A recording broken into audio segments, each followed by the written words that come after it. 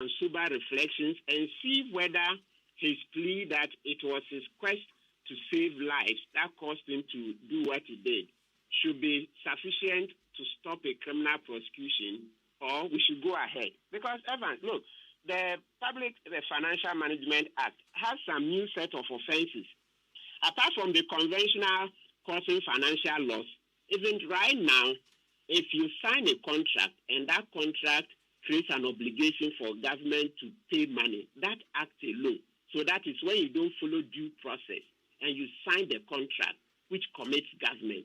That alone is an offense. So the perjury, the dossier is growing bigger by the day. Oh, how is it growing bigger by the day, Martin? It turned out that he was the one who approached the sheikh. I mean, that's the ministry. They approached the sheikh.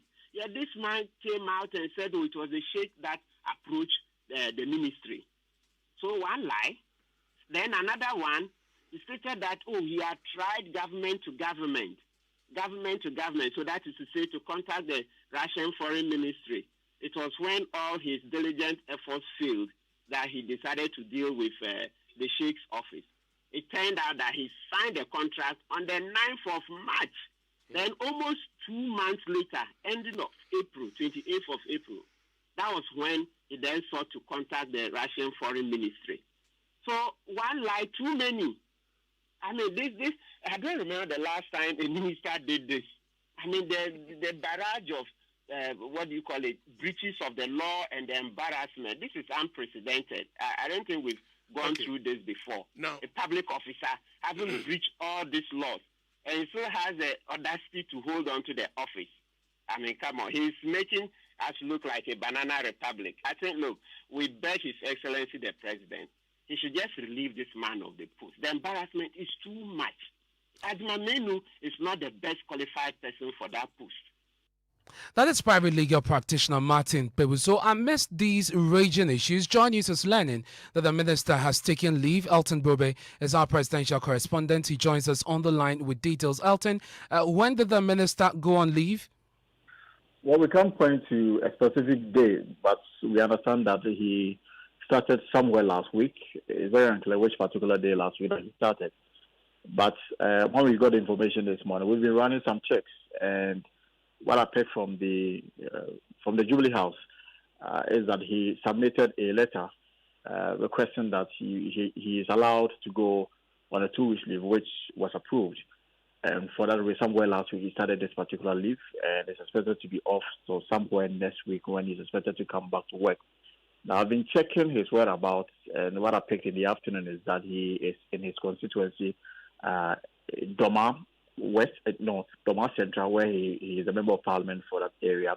He is in that constituency in the Bono region. So that is the information that we have. In the morning, when he started flying about, that he extended his resignation, we tried to get in touch with him.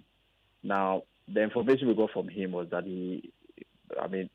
that there is no truth to that story that was making round in the morning that he had resigned and that he's still at post. But what he's done is to take a 2-week leave from work, which started last week, and is expected to be off this week as well, and then hopefully return to his desk next week. That is if the situation does not change. And the other aspect of this, Elton, is that this leave was not forced by the president. He was not forced to go on leave. Just to clarify that. That has been in circulation as well. Absolutely not. In fact, information we picked is that he requested that he be allowed to take some days off to attend to some issues, and he was granted that leave. You know, all the ministers, per the rules of engagement, even though they are appointed by the president, in matters of this nature, they write to the chief of staff, and the approval is usually done by the chief of staff. So we want to believe that this is how it went, and the outcome is what we are talking about now. And that he went on leave. He said he needed time to take care of certain issues, and he was granted that leave. And he is in his constituency in the Doma Central of the Bono region. President Akufo-Addo is expected in that town tomorrow as part of his tour of some regions in the country. He started from the north. He is in the Bono region today, and hopefully will round it up in Brekum and Doma And we are keeping an eye to see if he will show up at the president's event in the Doma area tomorrow. Now, just before you go, Elton, the letter that he wrote to the businessman Sheikh Al Maktoum, who was the middleman in this controversial procurement, is dated the 2nd of August, which is last week, Monday. Is it clear? Do we have any information in this regard, whether he signed this letter before proceeding on leave, or this was done just on the day he began? Do we know what the timelines are? It will be very difficult to tell, because indeed what we've been trying to get answers to some of these questions. And the only response we got from people close to the office of the chief of staff, the only response we got was that the man tendered in a letter to go on leave, and he was granted a leave. And I wanted to even probe us. And when he started it, the information we got was that he started last week, and he's expected back next week. That's all the information that we got. Well. And I mean, what is clear is that he took the leave at a time in the midst of this controversy surrounding the Sputnik V and Ghana's relationship with the Sheikh and the aftermath issues from Parliament, and now the subsequent call on the president to sack him or he be forced to resign. Thank you very much. That's presidential correspondent Elton Brobe joining us with details of the minister's decision to proceed on leave, which of course had been approved by the Firma Oso Opare, who is the chief of staff. Now, well, just before news of the minister proceeding on leave broke, John, you secured a copy of a letter from the health minister requesting a refund of the excess money paid to Sheikh Al Maktoum for the delivery of the Sputnik V vaccines. Today, we have also seen a reply to that letter by Sheikh Al Maktoum expressing willingness to refund the rest of the money. My colleague Kweku Asante joins me in the studio to bring us some details of this letter, a copy of which we have. Kweku, this letter is dated when? Right, so this letter is dated the 5th of August 2021. And for context, we know that the minister wrote to Sheikh Al Maktoum to refund the money on the 2nd of August. Yeah. So this letter was written to the health minister on the 5th August. The stamp on the letter indicates that the office of the minister received it on the 9th of August 2021. So these are the timelines on these letters. Now, the minister asked the businessman in that letter, his letter to Sheikh Al Maktoum, to deduct the cost of the 20,000 vaccines he delivered from the over 16 million Ghana cedis that was paid to him, and refund the rest of the money. Is it clear in this letter how much the Sheikh is refunding to the government of Ghana? Right. So in this letter, there's actually a very special breakdown in the letter from Sheikh Al Maktoum. It says the total amount for the 300,000 doses that should have been delivered should have totaled $5.7 million.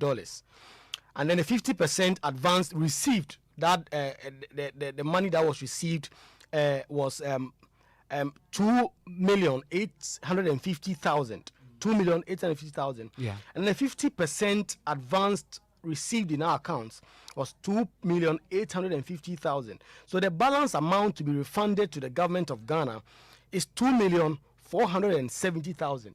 $2,470,000. We know that the committee said they should recover 16 million cedis. If you do the math with the current exchange rate, what you realize is that is 14,820,000 Ghana cedis. That is what the Sheikh had indicated he would be paying. He'll be repaying. So obviously this might have been a deduction of the 5,000 the doses that the Sheikh had already delivered. So this letter dated August, I think 5th August. These are the. Did he provide any timelines for the payment? Right. So Sheikh Al Maktoum does that, but he says that the ministry should kindly acknowledge and confirm the above mentioned amounts to be refunded, further to which we shall initiate the refund process to your bank account.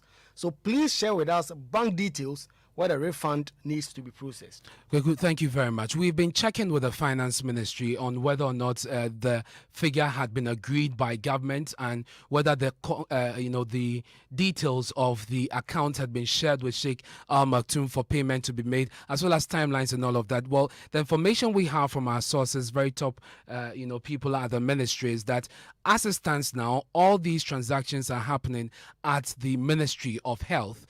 and so they have directed us to go there. We don't have any information, any response from the Ministry of Health. Once we do, we'll bring that to you. Well, just as he took steps to retrieve the money, as recommended by the ad hoc committee that probed the contract, a member of that committee, who is also the ranking member on the health committee, Kwabena Mensah Kando, is raising fresh concerns. Now, his concern this time round is that if the deal was not ratified by Parliament, then in essence there was no contract, and so the full amount may have to be refunded.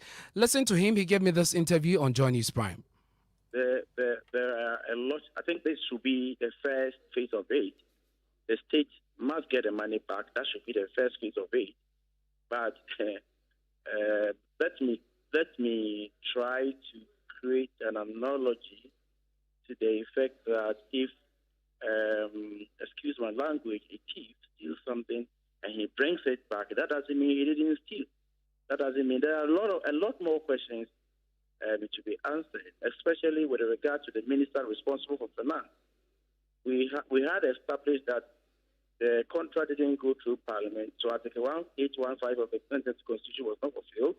Procurement breaches and a lot more procurement breaches and a lot more breaches were established. So upon what basis did the minister responsible for finance pay that particular amount of money?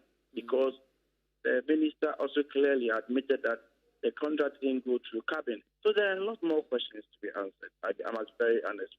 Why did the committee not find it prudent to invite him to answer some questions on the role he played? Let me put it on record, and for your information, at that time, the committee, in fact, myself, raised the issue of inviting the chairman, the minister responsible for finance to appear before the committee, and the chairman ruled that instead of inviting the minister, the committee will write to the minister and outline the issues we want him to respond for him to respond.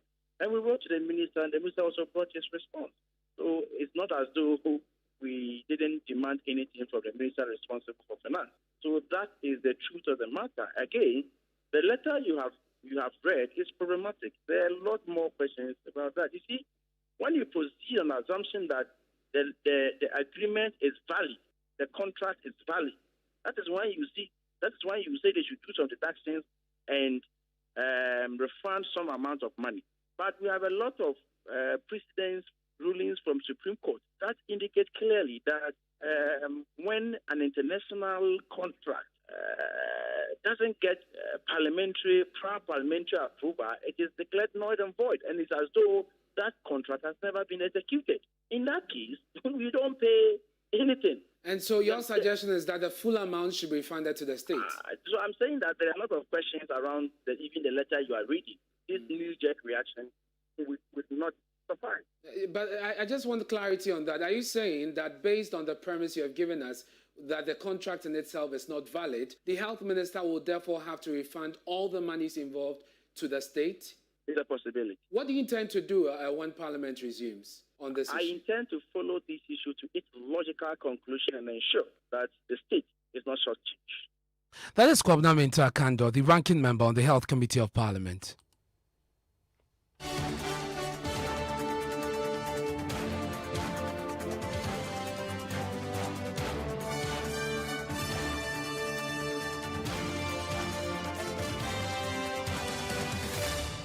Let's go to the phone lines now and speak to private legal practitioner Bobby Banson. Thank you very much, sir, for your time here on Top Story. Let me start with the very last issue raised by the ranking member on the Health Committee, which is the fact that Parliament obviously did not ratify this agreement, this deal. That's besides the fact that the PPA, Act was not followed, the fact that he didn't have express endorsement of the Attorney General, and all the other breaches that has been highlighted in the report.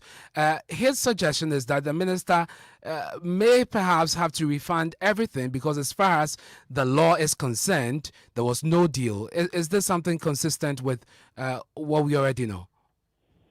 Good evening to you and your listeners. I heard the ranking member of Parliament. I agree with him to the extent that the legal jurisprudence we have in our country once the conditions precedent, especially more so when its constitutional requirements have not been met, the contract being one of international business transaction is a nullity. However, I would depart from his conclusion that means that because it is a nullity, there is no contract, then all the monies that have been paid should be refunded. My position is based on the fact that, one, there is no disagreement that the Sheikh performed part of the contract. We have confirmed, or the ministry confirmed, that they received some of the doses of indeed the vaccine. Yes, 20,000. So if you go to common law, if a contract is declared a nullity, there's a principle called money had and received, which is a remedy available to any party that has performed the contract, which is subsequently found to be a nullity. And so if the Sheikh is able to prove that I performed part of the contract by supplying 300 doses or 5,000 doses, there's no court of equity or of law that would say that because the contract has been declared a nullity, the Sheikh must refund every single money, irrespective of the fact that the Sheikh has performed part of the contract.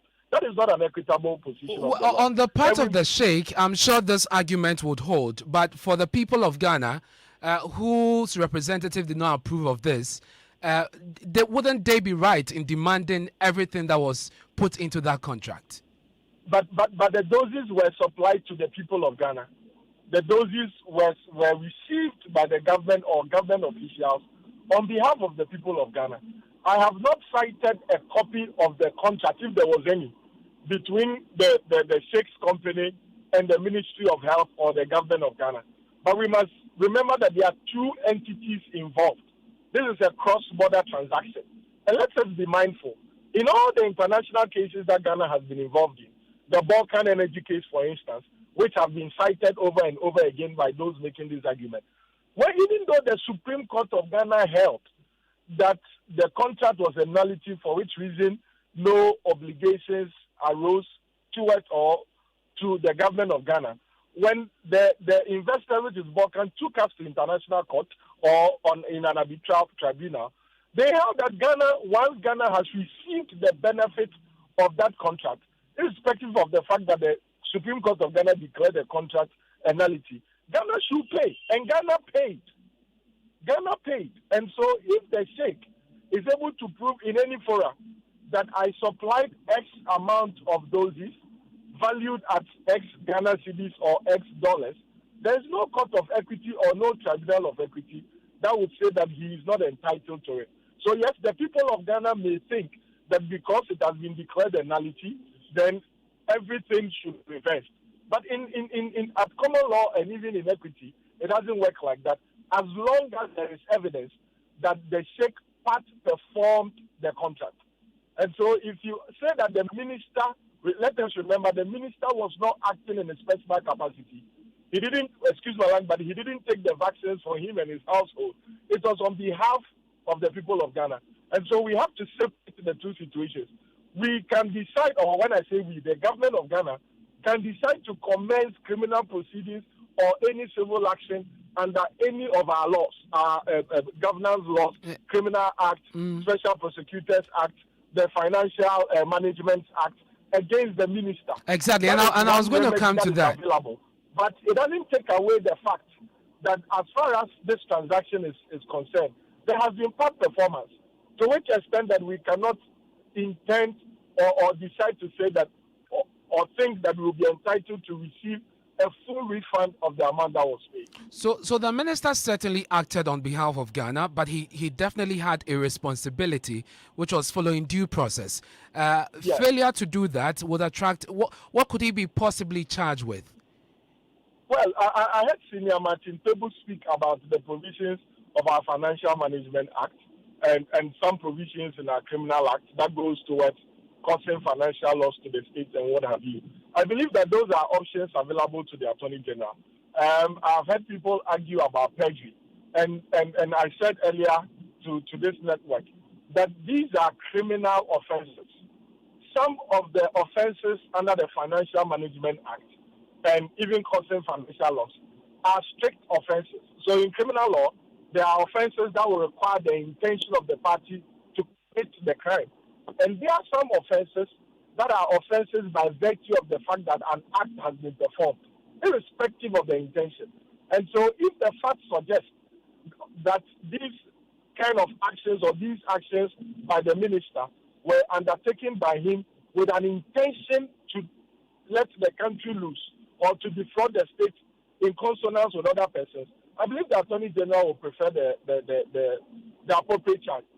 Thank you. The Attorney General is of the opinion that some of the offences should come under the strict offence regime, I believe that he's in a better position to prefer that charge. Thank you very much. That's private legal practitioner Bobby Banson there on the issues of law and prosecution, as many of you have been calling for on social media with the hashtag Ernest Manu must go and also be prosecuted. Well, there's also the push for him to resign or be removed. Ghana Integrity Initiative has been on this beat. Let's speak to their program's manager, Maria, that she joins us on the line. Madam, you have followed the process. You've seen the report of the committee. Where is your stance on this? Okay, so we believe from earlier arguments that have been espoused. Let me say good evening to you, Ernest, and to your listeners as well. And recounting from the earlier arguments that have been made, it is only clear that he who comes to equity must come with clean hands. And if that is the case, then this person who was a chair of the Public Accounts Committee in the past, who demanded the highest level of accountability from public office holders in the MDAs and MMDAs, and throughout his life has worked executing the highest and strictest sense of public financial management. It is only right that the calls out there should be adhered to and should be respected. The people of Ghana have made a call and they believe it is the right one. And we believe that the minister should, as a matter of urgency, consider these calls and lay down his boots and allow somebody who would respect the laws of Ghana to take his place. Or the president, if he doesn't, should terminate his appointment. It is only fair that when people are called to respond and answer to accountability, they are called on TV, they are messed up and shamed publicly. When these people who have shamed them publicly also bitch the process, they should be called to account. And it is only fair that that happens. We say so because the issues are just too murky. And I believe Martin mentioned some of them in the earlier playback you did. The minister has taken steps to correct some of the things. For instance, writing to the Sheikh to say pay back the rest of the monies for not delivering the vaccines. The Sheikh has also responded and expressed willingness to pay. Does that mean anything to GII? It does not mean anything to GII because in the normal scheme of things, when a contract is terminated and it's not executed, that is one of the things that would happen. Definitely for future relationships, and the executor and the person who is the beneficiary would definitely want to ensure that the terms of the contract are met. And if you read their letter, this is one of the terms, that if it is not done, you will return our monies. And the person is returning them. That's a normal thing to do. But what we are speaking to are the flagrant breaches to the law, are the flagrant breaches to the Public Financial Management Act, to the Public Procurement Act, and to all the financial management regulations this country espouses and expects public officers to hold extremely accountable, because that is where we demand accountability from. Yeah. That is how we can check and protect the public purse. If we allow a minister to get away with it because he is a minister, then it means when the lower person does same, then he would also get away with it. That is GI's programs manager, Mary Ada, joining us here on Top Story, brought to you by Gassem, the nation builder, and Vodafone. Together we can. Newsnight comes out shortly after these messages. My name is Ernest Manu. Let me explain in here. I'm a mistake where I use cement for all your projects. That's why Gassem, with 50 years experience, wants to develop various greater. What's in your various jobs? What was super rapid 32.5